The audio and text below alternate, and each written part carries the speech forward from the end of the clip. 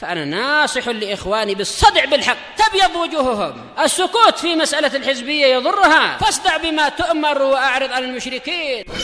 سلامي على دماج ورجالها والشيخ يحيى ودار العلم يا سعد بانيها. بسم الله الرحمن الرحيم. الحمد لله وعلى آله وصحبه ومن والاه.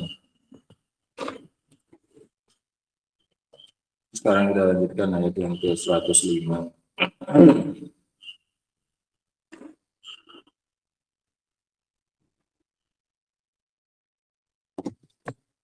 Di mana Allah Subhanahu wa taala berfirman,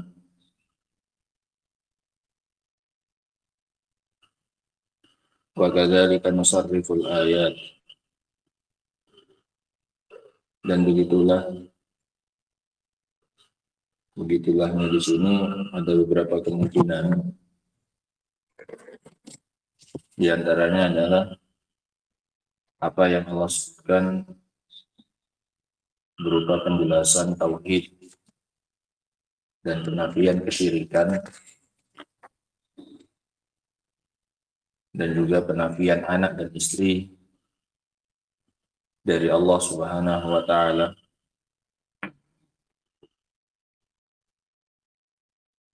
Sebagaimana kami menjelaskan hal tersebut,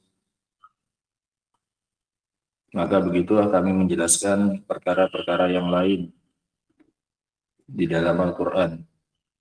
Karena maknanya tasrif di sini adalah al-bayan wa tanwi', penjelasan dan peragaman. Kami jelaskan dan kami ragamkan. Ini bentuknya berbagai macam bentuk.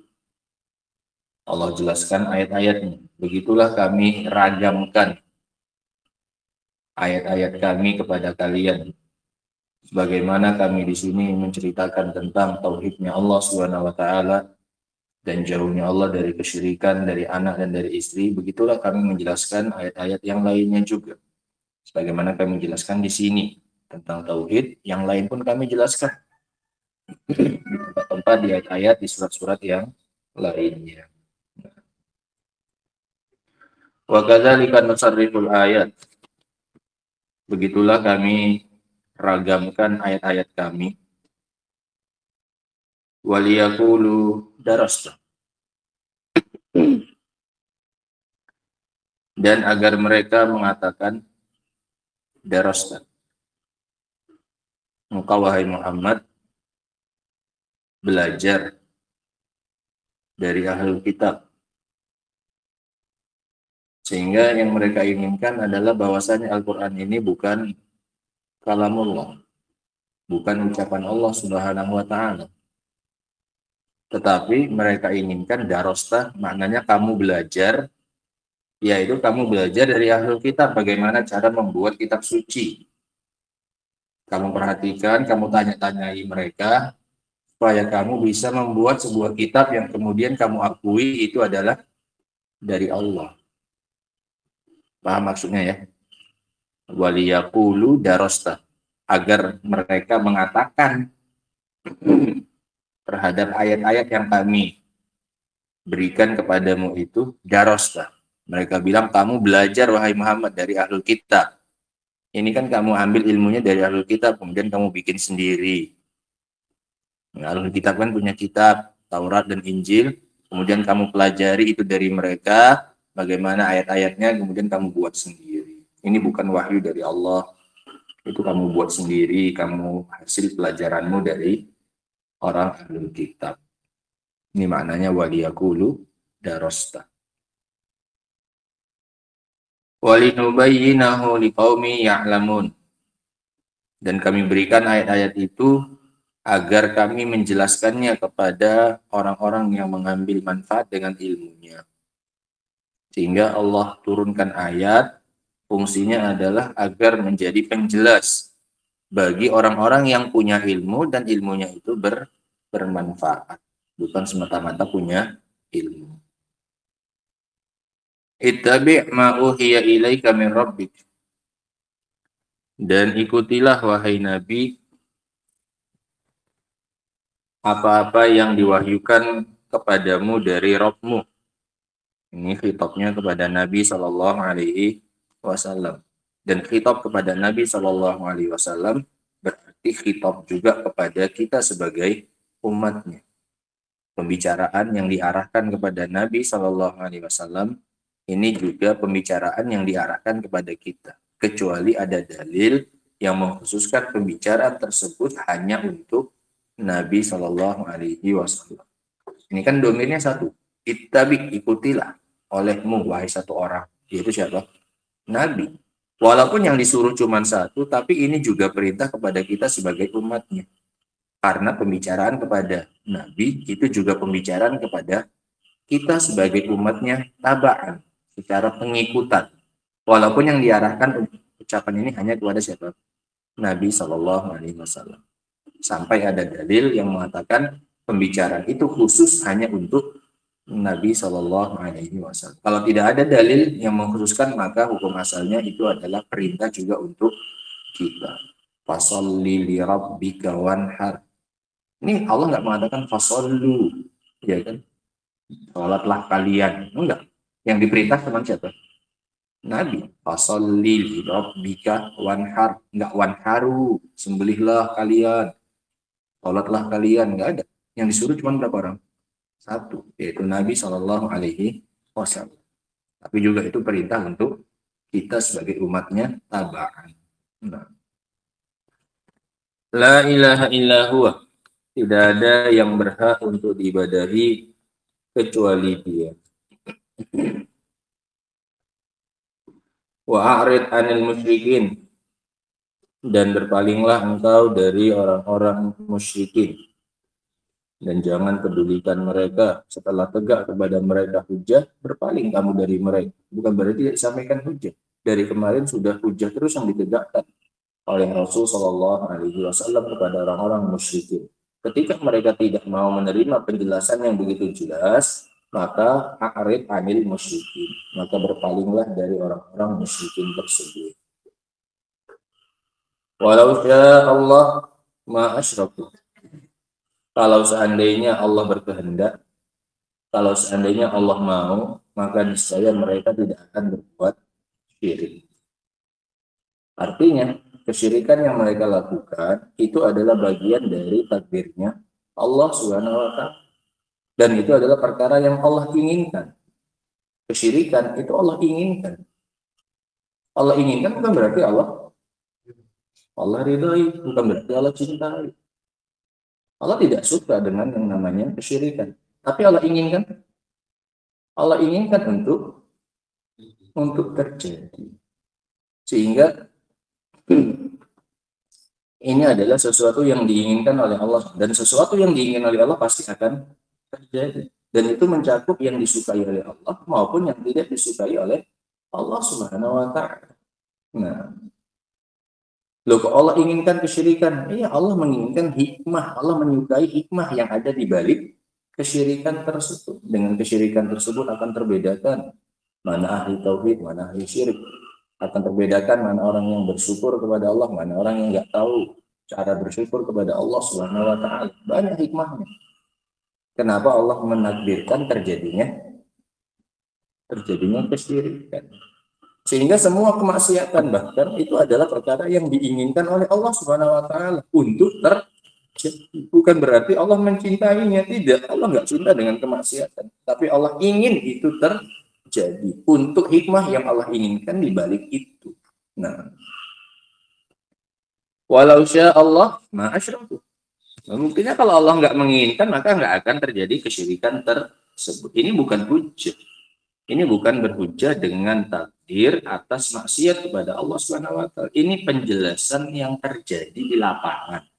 Kesyirikan yang ada di lapangan itu adalah karena diinginkan terjadi oleh Allah. Kalau Allah tidak menginginkan itu terjadi, maka itu tidak akan terjadi. Ini justru penjelasan tentang luasnya kekuasaan Allah Subhanahu wa Ta'ala. Tidak ada satupun kejadian di muka bumi yang terjadi tanpa diinginkan oleh Allah Subhanahu wa taala. Allah nggak mau mereka syirik, kok bisa bisanya mereka buat syirik. Atau sebaliknya, Allah menginginkan mereka berbuat syirik, kok bisa bisanya mereka nggak berbuat syirik. Ini kan berarti ada yang lepas dari kekuasaannya siapa? Allah. Ada yang keluar dari kekuasaannya siapa? Allah. Kalau manusia wajar. Kau bilang kau bilang jangan begini. Ada yang laksanakan yang keluar dari perintahmu ini? Ada. Dari keinginan kamu banyak yang keluar dari situ. Karena kita nggak punya kekuatan apa-apa. Beda dengan Allah Subhanahu wa taala. Kalau Allah Subhanahu wa taala menginginkan sesuatu pasti terjadi. Kalau Allah tidak menginginkan maka sampai kapanpun nggak akan terjadi. Itu Allah Subhanahu wa taala. Masya Allahu kana wa ma lam yasha lam yakun. Semua yang dikehendaki oleh Allah pasti terjadi, dan yang tidak diinginkan oleh Allah pasti tidak akan terjadi. Dan ini salah satu tingkatan dari beriman kepada takdir. Tingkatan apa namanya? Masyiah, tingkatan kehendak. Meyakini bahwasanya segala yang terjadi di alam semesta itu terjadinya dengan kehendaknya siapa? Allah Subhanahu wa taala. Tingkatan yang pertama apa? Ilmu. Kemudian yang kedua al-kitabah, penulisan. Yang ketiga al-masyiah, keinginan. Dan yang keempat al-khalqu, penciptaan. Segala sesuatu itu diciptakan oleh Allah Subhanahu wa taala. Ilmu, penulisan, keinginan, dan penciptaan. Wa ma ja'alnaka 'alaihim hafizah, dan kami tidak menjadikan engkau wahai Nabi sebagai penjaga amalan mereka. Tugasmu cuma menyampaikan. Amalan mereka, yang menjaganya, yang mengawasinya, yang mengurusinya itu Allah Subhanahu wa taala, bukan engkau. Tugasmu cuma menyampaikan wahai Nabi. Selesai, misimu selesai. Adapun amalan mereka itu urusan kami, kata Allah. Kami tidak menjadikanmu sebagai penjaga amalan mereka. Wa ma anta 'alaihim biwakil, sama. Dan engkau bukan pengawas atas mereka. Di dalam dua cetakan ya, kawan, tafsir di sini nggak ada disebutkan oleh beliau. Sepertinya mungkin beliau lupa. Nah, tiga ayat dari 105 sampai 107 ini sepertinya beliau Syekh As-Sa'di rahimahullah taala terlewatkan untuk menafsirkannya. Ya, di situ ada tafsirnya. Nggak ada juga kan? Nah. Sehingga kita ambil saja beberapa faedah yang sudah kita jelaskan sedikit tentang makna tiga ayat tersebut. Di antara faedah yang bisa kita ambil dari ayat yang ke-105 tadi sampai ayat yang ke-107,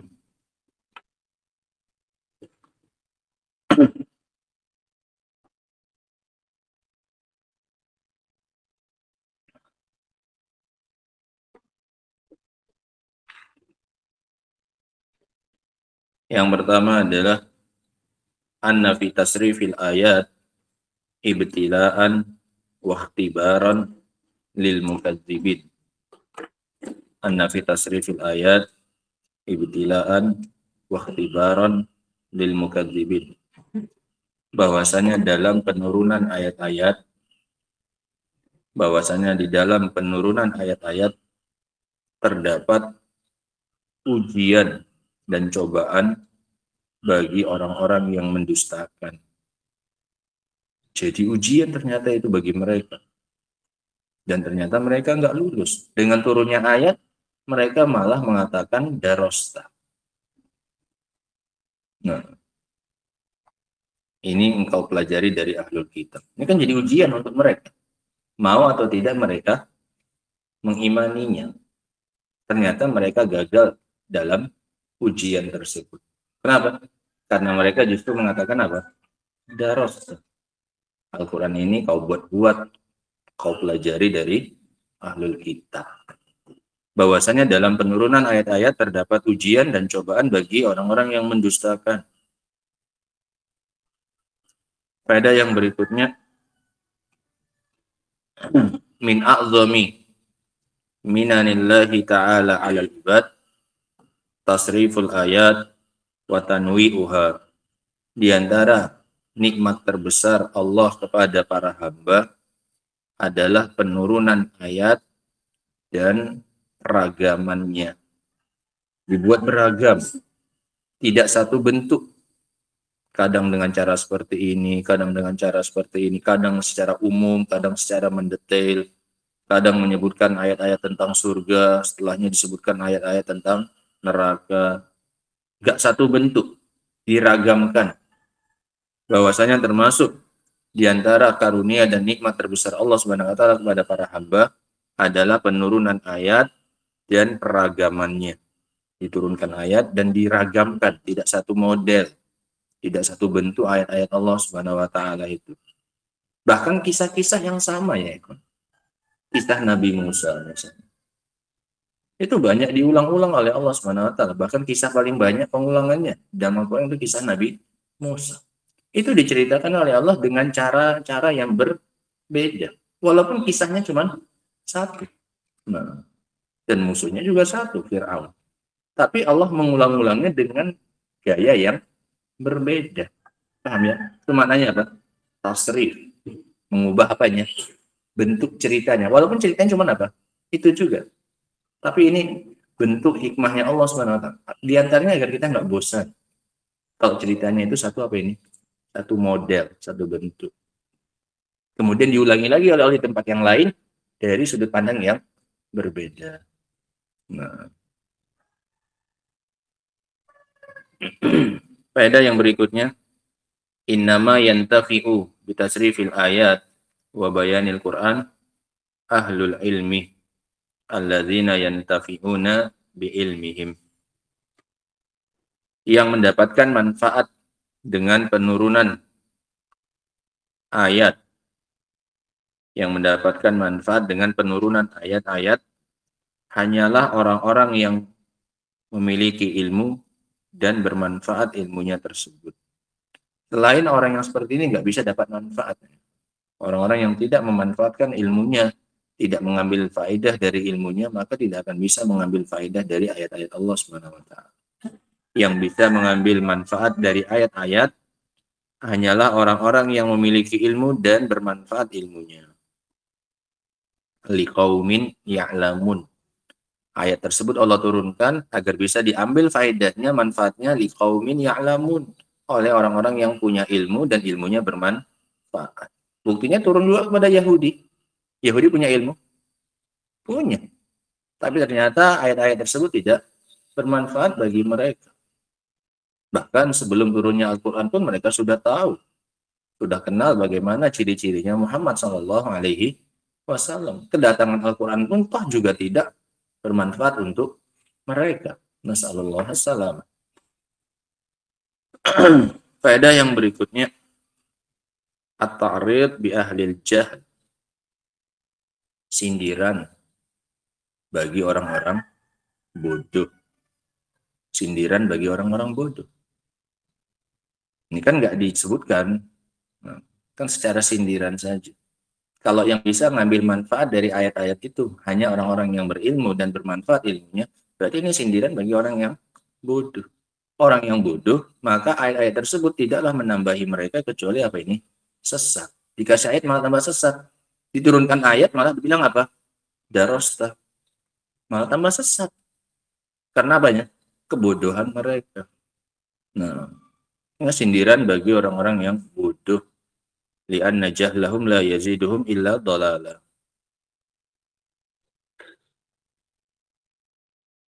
Faedah yang berikutnya, sindiran bahwasanya orang-orang musyrikin adalah orang-orang bodoh. Sindiran bagi orang-orang musyrikin bahwasanya mereka adalah orang bodoh. Karena Allah berikan ayat ini supaya bisa diambil manfaatnya oleh orang yang punya ilmu. Orang musyrikin nggak bermanfaat bagi mereka. Berarti mereka termasuk orang bodoh. Nggak termasuk qaumun ya'lamun. Sementara penurunan ayat ini akan bermanfaat di qaumin ya'lamun. Berarti orang musyrikin kaum la ya'lamun. Berarti mereka orang apa ini? Bodoh. Orang musyrikin ke orang bodoh. Faedah yang berikutnya, taqwiyatu qalbin Nabi sallallahu alaihi wasallam penguatan terhadap hati Nabi Shallallahu Alaihi Wasallam. Taqwiyatu qalbin Nabi Shallallahu Alaihi Wasallam bi amrihi bitiba'il ladzi uhiya ilaika min rabbik. Dari sisi beliau diperintahkan untuk mengikuti apa yang diwahyukan kepada Nabi Shallallahu Alaihi Wasallam dan tidak usah pedulikan mereka. Engkau kuat saja wahai Nabi, walaupun mereka mengatakan darosta, itu engkau buat-buat sendiri, hasil engkau belajar sama ahlul kitab, maka Allah ingin menguatkan beliau. Ittabi ma uhiya ilaika min rabbik. Ikuti saja apa yang diwahyukan kepadamu dari Rabbmu. Gak usah pedulikan mereka itu. Allah ingin menghibur dan menguatkan hatinya siapa ini? Nabi SAW. Setelah apa yang beliau sampaikan berupa ayat, berupa wahyu, beliau sendiri sadar itu wahyu. Kok beliau malah dia apa ini? Difitnah. Kalau bahasa gitu. Difitnah, dibilang ini apa ini? Hoax.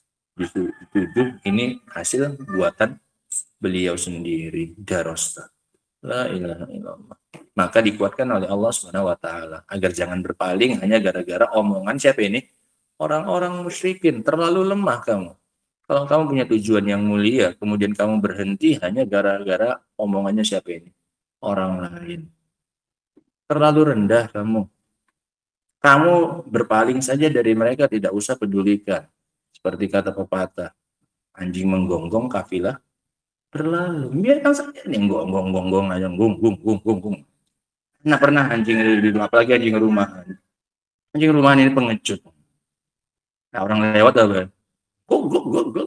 Kamu dekat aja pagar langsung jiper, langsung mundur. Iya. Mana ada pemberaninya? Saya biarkan aja jalan saja slow. Orang kamu mau ke masjid, punya tujuan yang utama, gara-gara mau ada anjing, langsung mundur.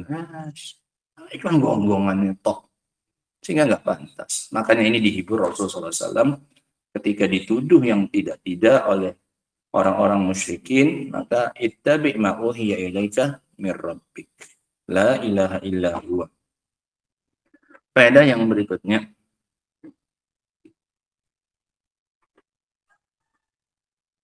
Tasyrifun Nabi sallallahu alaihi wasallam wa takrimuhu bi idhafati ismi Rabb ila dhamiri. Pemuliaan terhadap Nabi sallallahu alaihi wasallam. Pemuliaan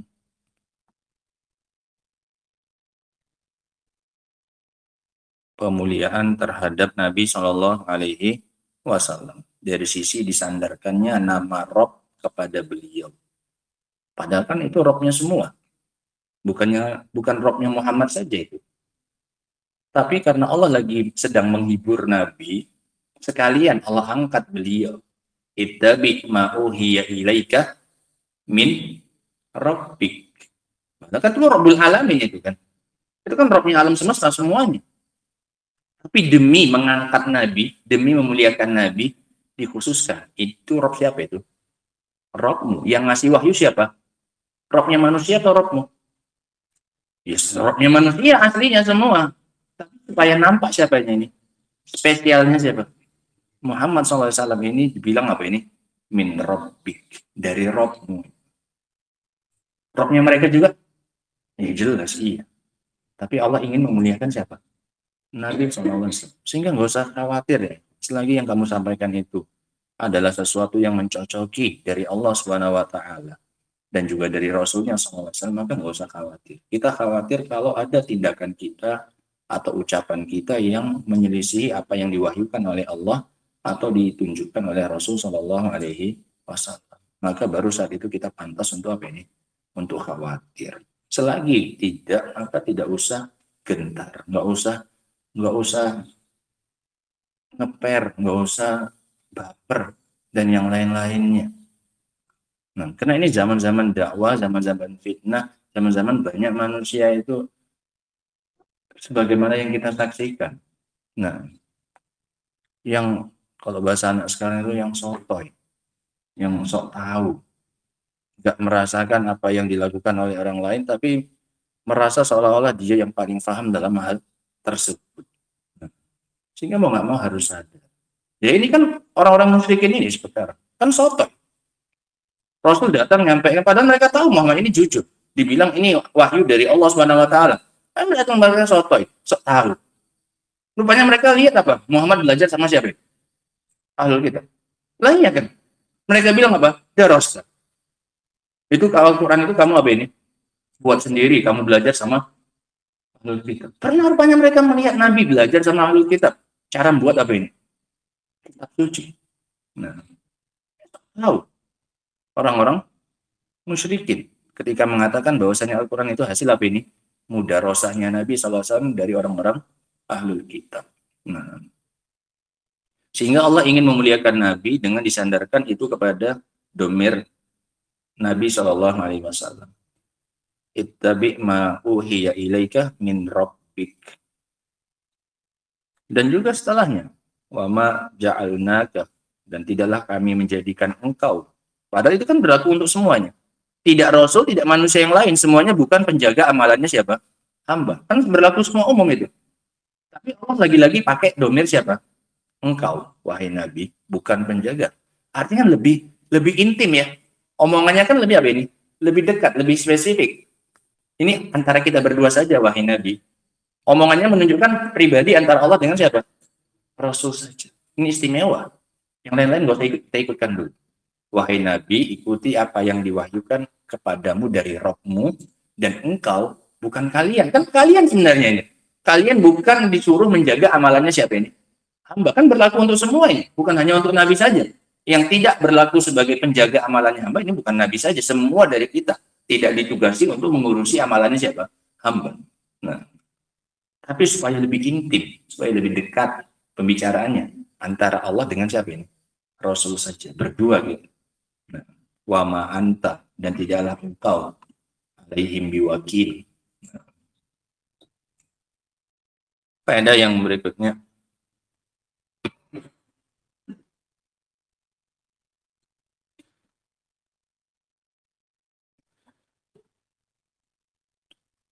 hiburan tasliyatuhu sallallahu alaihi wasallam bi amrihi bil i'rad anil musyrikin.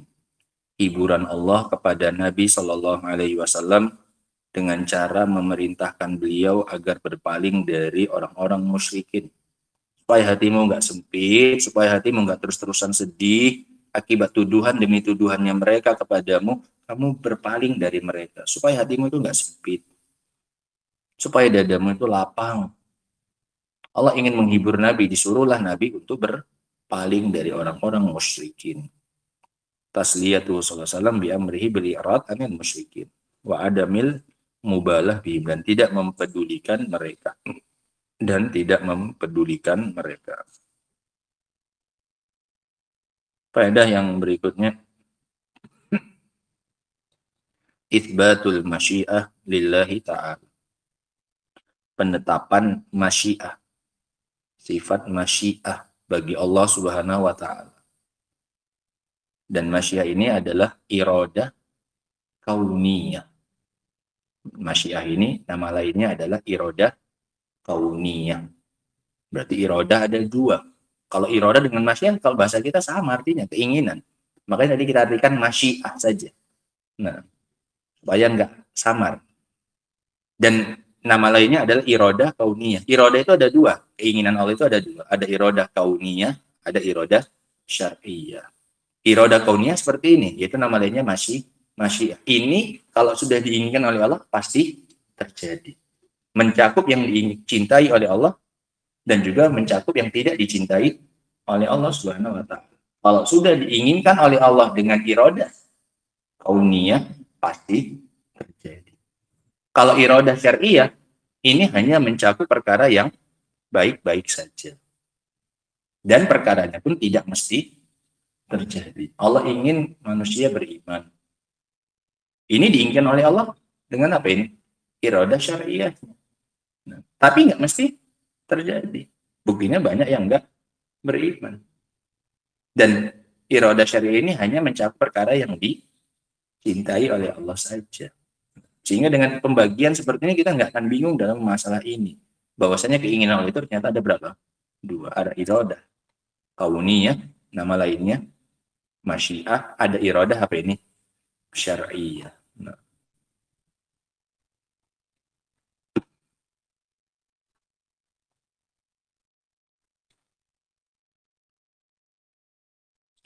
Faedah yang berikutnya, annar rasul laisa biwakilin alal musyrikin. Bahwasanya Rasul Shallallahu Alaihi Wasallam tidak dibebani untuk menjadikan kaumnya mengikuti beliau. Bahwasanya Rasul SAW tidak dibebani untuk menjadikan kaumnya mengikuti beliau. Itu bukan tanggung jawab beliau lagi. Tanggung jawabnya beliau cuma menjelaskan. Mengikuti atau tidak mengikutinya, itu yang menentukan adalah Allah Subhanahu wa Ta'ala. Sehingga ini hiburan bagi para da'i. Nah, ketika ada orang-orang yang menolak dakwahnya, itu sesuatu hal yang sangat-sangat normal dan sangat-sangat lumrah, sangat-sangat biasa. Karena tugasnya bukan itu. Para da'i tugasnya hanya apa ini? Menyampaikan, hanya menjelaskan, hanya mengajak. Ikut atau tidaknya, itu tanggungannya siapa ini? Tanggungannya Allah Subhanahu wa Ta'ala. Sehingga ini yang bisa kita ambil ya kan. Berhubung beliau Syekh Abdurrahman As-Sa'di rahimahullah ta'ala tidak menafsirkannya, sepertinya karena beliau lupa. Adapun ayat yang ke-108 insyaallah ta'ala akan kita baca, entah nggak ditafsirkan atau hilang, mungkin ditafsirkan di lembaran yang lain. Allah. Adapun ayat yang ke-108 insyaallah ta'ala akan kita baca pada pertemuan berikutnya nanti insyaallah ta'ala. Wa akhiru da'wana alhamdulillahi rabbil alamin. Subhanallah wa bihamdihi asyhadu an la ilaha illa anta astaghfiruka wa atubu ilaik.